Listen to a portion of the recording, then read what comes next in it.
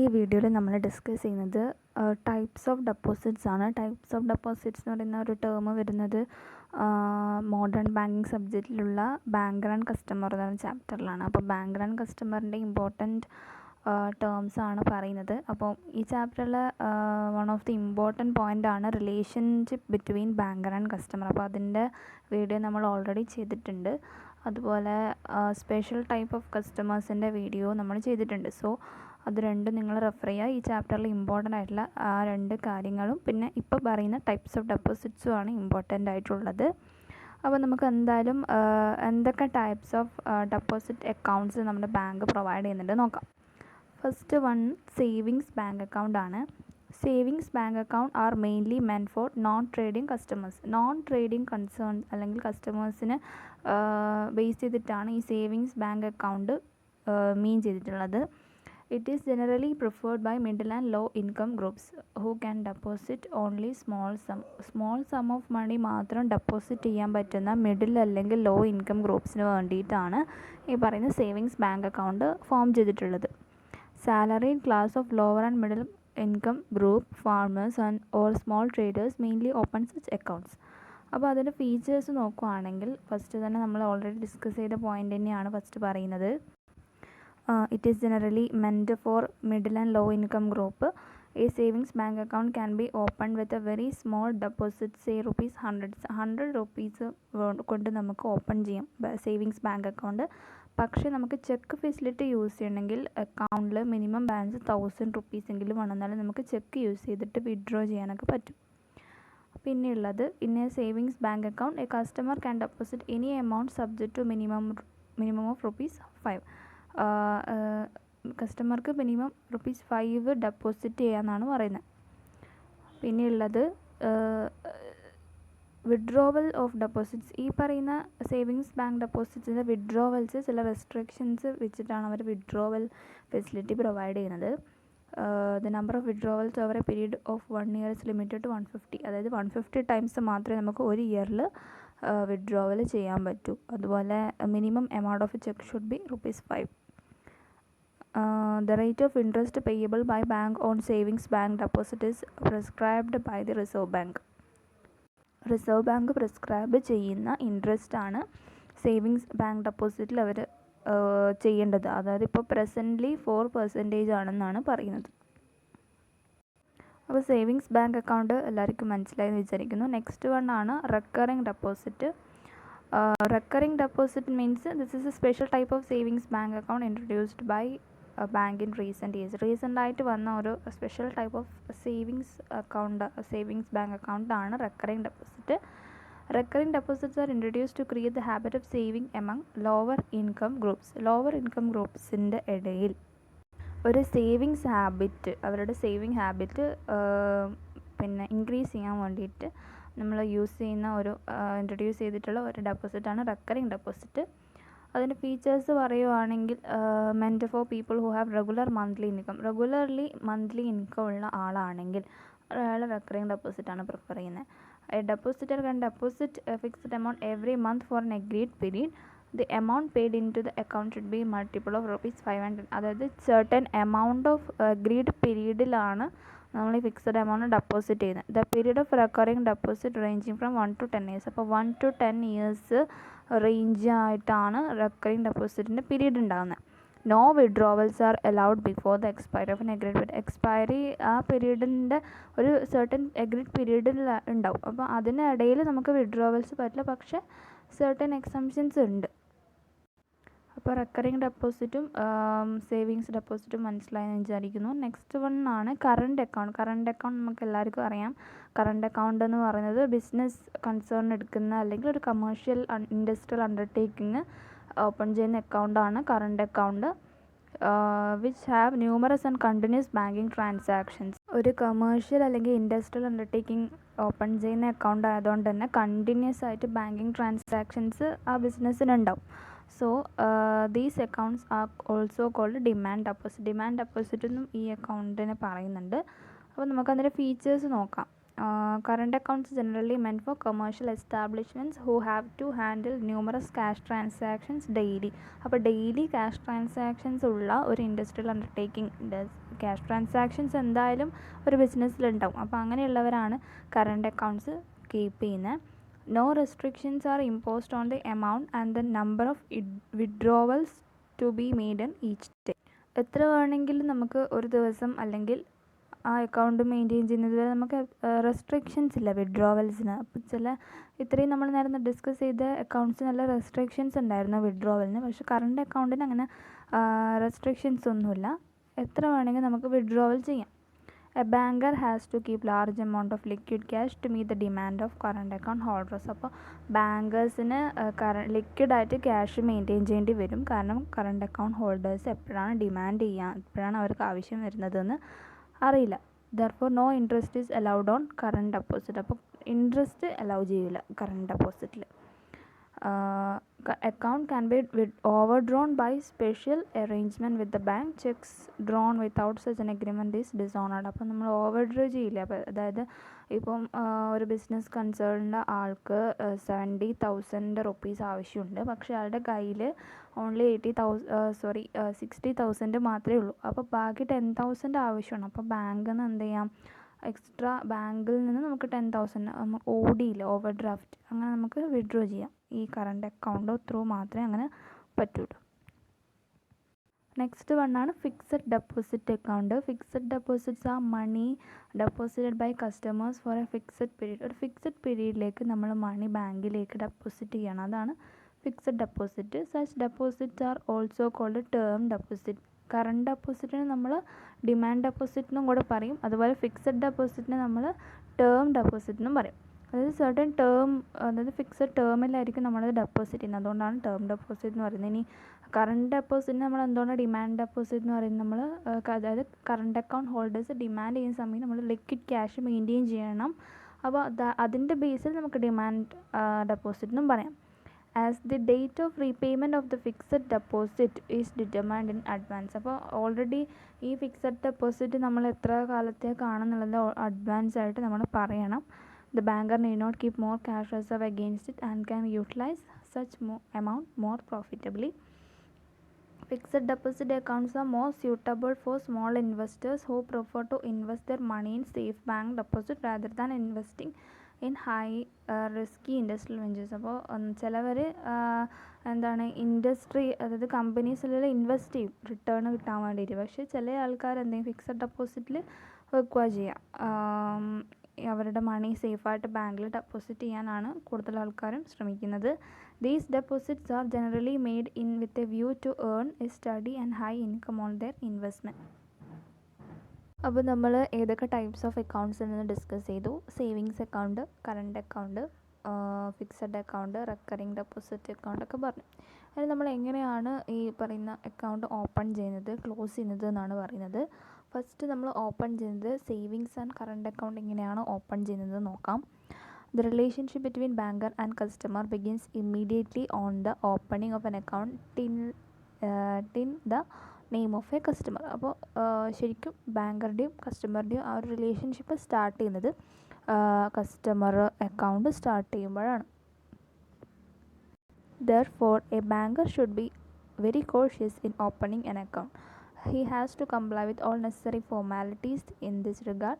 The banker has to take following steps for opening a savings and current account in the name of customer. അപ്പോൾ banker ചില precautions എടുക്കണം, അതിനുശേഷമാണ് കസ്റ്റമർക്ക് ഒരു account open ചെയ്യുന്നത്. അപ്പോൾ ഫസ്റ്റ് പോയിന്റ് എന്ന് പറയുന്നത് ആപ്ലിക്കേഷൻ ഓൺ ദ പ്രിസ്ക്രൈബ്ഡ് ഫോമാണ്. A prospective customer has to fill up the printed application form supplied by the banker and submit it to the bank for opening an account. അപ്പോൾ ഒരു prospective customer ഒരു printed application form banker അവർക്ക് അവർക്ക് കൊടുക്കും. അപ്പോൾ ആ customer അത് submit ചെയ്യണം to the bank for opening an account. Separate forms are available to open savings and current account. രണ്ട് അക്കൗണ്ട്സ് ആണ് അല്ലേ. സേവിങ്സ് എന്ന് പറയുന്നത് സാധാരണ റെഗുലർ ഇൻകം ഉള്ള ആൾ ഓപ്പൺ ചെയ്യുന്നതാണ്. പക്ഷേ കറണ്ട് അക്കൗണ്ട് എന്ന് പറയുന്നത് ഒരു ബിസിനസ്സിൻ്റെ മാനേജ്മെൻറ്റിന് വേണ്ടിയിട്ടുള്ളൊരു അക്കൗണ്ടാണ് അല്ലേ. അപ്പോൾ കമേഴ്ഷ്യൽ ഇൻഡസ്ട്രിയൽ അണ്ടർടേക്സിന് വേണ്ടിയിട്ടുള്ള കറണ്ട് അക്കൗണ്ട്സ് ആണ്. അപ്പോൾ അത് രണ്ടും എൻറ്റയർലി ഡിഫറെൻ്റ് ആണ്. അപ്പോൾ അതിന് രണ്ടും സെപ്പറേറ്റ് ഫോമാണ്. The applicant should mention his name, full address, occupation, name of the referee, etc. in the application. The applicant is also required to affix his recent photograph in the application. ആപ്ലിക്കേഷനിൽ വേണ്ട details, ഇത് name, address, full name, occupation, അതുപോലെ photo affix ചെയ്തിട്ട് വേണം ആ application form submit ചെയ്യാൻ. Next വണ്ണാണ് introduction of the applicant. A banker has to satisfy himself the identity of the customer before opening an account in his name. Customer അയാളുടെ account open ചെയ്യുമ്പോൾ അയാളുടെ identity ബാങ്കർക്ക് satisfy ചെയ്യണം. അപ്പോൾ for this purpose he should ask for proper introduction or satisfactory reference. അപ്പോൾ ബാങ്കർക്ക് identity, കസ്റ്റമറിൻ്റെ identity satisfy ചെയ്യണമെങ്കിൽ പറയുന്ന കസ്റ്റമർ എന്തെങ്കിലും പ്രോപ്പറായിട്ടുള്ള ഇൻട്രൊഡക്ഷൻ അതുപോലെ സാറ്റിസ്ഫാക്ടറി റെഫറൻസ് ഒക്കെ കൊടുക്കണം. Proper introduction means the prospective customer has to be introduced to the bank by a respectable person or existing customer of a bank. അപ്പോൾ ഏതെങ്കിലും ഒരു എക്സിസ്റ്റിംഗ് ആയിട്ടുള്ള ബാങ്കിലെ കസ്റ്റമർ വെച്ചിട്ട് അല്ലെങ്കിൽ കസ്റ്റമർ തന്നെ ഇൻട്രൊഡ്യൂസ് ചെയ്തിട്ട് അയാളുടെ ഐഡൻറ്റിറ്റി ബാങ്കിനെ ബോധിപ്പിക്കുക. The banker has the right not to open an account in the name of undesirable person. Undesirable personൻ്റെ ബേസിൽ ഒരിക്കലും അക്കൗണ്ട് ഓപ്പൺ ചെയ്യില്ല. Next one, obtaining specimen signature. Specimen signature means after making proper inquiry and the banker is willing to open an account in the name of applicant, the applicant is required to give his specimen signature to the bank and it's kept the bank for future reference. അപ്പം ബാങ്കിന് പ്രോപ്പറായിട്ടുള്ള enquiry ഒക്കെ ചെയ്യും. എന്നിട്ട് banker അതിന് ശേഷം customer ആപ്ലിക്കൻ്റെ specimen signature എടുക്കും. എന്നിട്ട് അത് kept in the bank future റെഫറൻസിന് വേണ്ടിയിട്ട് ബാങ്കിൽ അത് സൂക്ഷിക്കും. Next, receiving initial deposit. After all formalities are over, the banker should obtain the initial deposit from the customer and it should be credited in his account. The minimum deposit should be at least equal to the minimum balance to be maintained in the savings and current accounts. അപ്പോൾ സേവിങ്സിൻ്റെയും current account minimum balance ഒക്കെ നമ്മളതിൻ്റെ definition, അതായത് അതിൻ്റെ meaning പറയുമ്പോൾ പറഞ്ഞിട്ടുണ്ടായിരുന്നു. അപ്പോൾ അതിൻ്റെ ബേസിലുള്ള ഇനീഷ്യൽ ഡെപ്പോസിറ്റ് തന്നെ ഇവർ എന്ത് ചെയ്യണം, ഡെപ്പോസിറ്റ് ചെയ്യും. Next, opening an account. After accepting the deposit, the banker can open a fresh account in the name of customer in the ledger. The full details such as name, address, account number are entered at the top of the ledger folio. Then the banker may issue a paying in slipbook, checkbook, passbook to the customer. Now the customer can operate his account. അപ്പോൾ എല്ലാം കഴിഞ്ഞു, formalities ഒക്കെ കഴിഞ്ഞു, initial deposit എല്ലാം ചെയ്തു. അതിനുശേഷം ഇയാൾക്ക് എന്ത് ചെയ്യാം, ബാങ്കിന് ഈ കസ്റ്റമറിൻ്റെ പേരിലുള്ള അക്കൗണ്ട് ഓപ്പൺ ചെയ്തിട്ട്, ലെഡ്ജർ ഓപ്പൺ ചെയ്ത് അയാളുടെ അക്കൗണ്ട് ക്രെഡിറ്റ് ചെയ്തിട്ട് അയാൾക്ക് പേ ഇൻ സ്ലിപ്പ് അതുപോലെ പാസ്ബുക്ക്, ചെക്ക് ബുക്കൊക്കെ അയാൾക്ക് പ്രൊവൈഡ് ചെയ്യണം. ഇത്രയാണ് സേവിങ്സും പിന്നെ കറണ്ട് അക്കൗണ്ട്സും ഓപ്പൺ ചെയ്യുമ്പോൾ നമ്മൾ ചെയ്യേണ്ട സ്റ്റെപ്സ്. ആ ഒരു സ്റ്റെപ്സ് മീൻസ് എന്തൊക്കെയാണ് banker has to take, banker എടുക്കുന്ന സ്റ്റെപ്സാണിത്. ഓക്കെ, അപ്പോൾ നമ്മൾ ഈ വീഡിയോയിൽ എന്തൊക്കെ ടൈപ്സ് ഓഫ് അക്കൗണ്ട്സ് ആണ് ഉള്ളത്, പിന്നെ എങ്ങനെയാണ് നമ്മൾ സേവിങ്ങും കറണ്ട് അക്കൗണ്ട്സും ഓപ്പൺ ചെയ്യുന്നതൊക്കെയാണ് പറഞ്ഞത്. നെക്സ്റ്റ് പറയുന്നത് ഒരു അക്കൗണ്ട് ക്ലോസ് ചെയ്യാൻ വേണ്ടി എന്തൊക്കെ ഫോർമാലിറ്റീസ് അല്ലെങ്കിൽ പ്രൊസീജിയർ ആണെന്നാണ് പറയുന്നത്.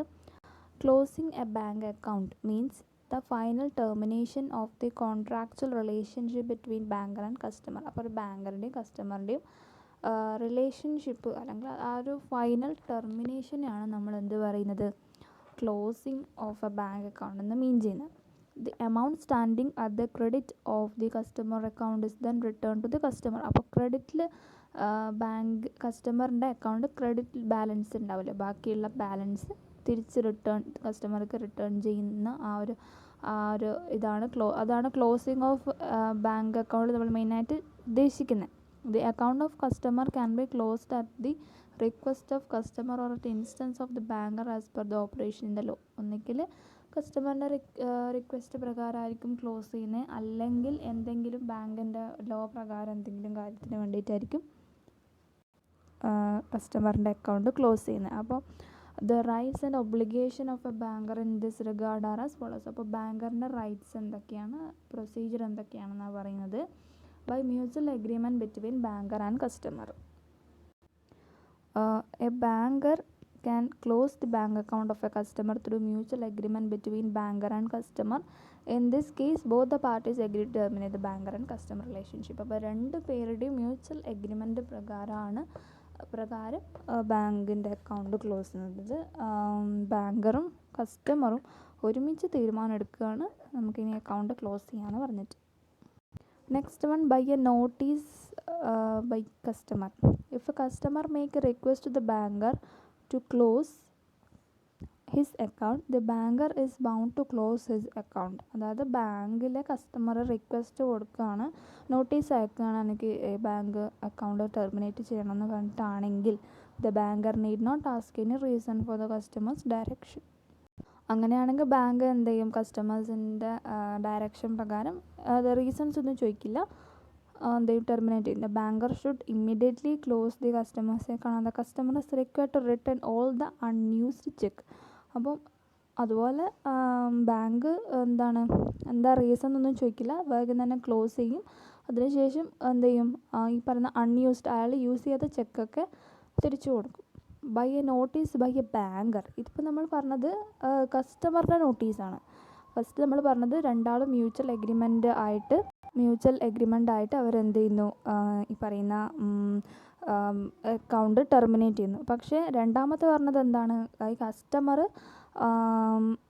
നോട്ടീസ് കൊടുത്തിട്ട് ഒഴിവാക്കുന്നു, ബാങ്കിൽ ആ ഒരു അക്കൗണ്ട് ടെർമിനേറ്റ് ചെയ്യുന്നു. ഇനി പറയുന്നത് ബാങ്ക് നോട്ടീസ് ഇവർക്ക് കൊടുത്താൽ എന്താ ചെയ്യുന്നത്, sometimes A banker may find A customer undesirable. For example, issuing a cheque without sufficient balance. അതായത് ബാങ്കിലെ കസ്റ്റമർ അൺഡിസൈറബിൾ ആയിട്ട് ബാങ്കിന് തോന്നിയാൽ ബാങ്ക് എന്ത് ചെയ്യും, നോട്ടീസ് കൊടുക്കും. The banker should take the following steps for the closing such account. The banker should issue a notice to the customer stating his intention to close the account. Sufficient time should be given to customer to make alternate arrangement. അതായത് എന്ത് തരത്തിലുള്ള undesirable act ആണോ ഈ പറഞ്ഞ customer ചെയ്തത് അതിനനുസരിച്ചിട്ട് alternative arrangement എടുക്കാനുള്ള sufficient time കസ്റ്റമർക്ക് കൊടുക്കും. അതുപോലെ തന്നെ എന്ത് ചെയ്യും, നോട്ടീസും കൊടുക്കും. എന്താണ് റീസൺ, എന്താണ് ബാങ്കിന് അങ്ങനെ ഒരു ഇൻറ്റൻഷൻ വന്നത്, എന്താണ് ചെയ്തത് എന്നുള്ളതിൻ്റെ ബ്രീഫായിട്ടുള്ള കാര്യം ആ കസ്റ്റമർക്ക് നോട്ടീസിലൂടെ പറയുന്നുണ്ട്.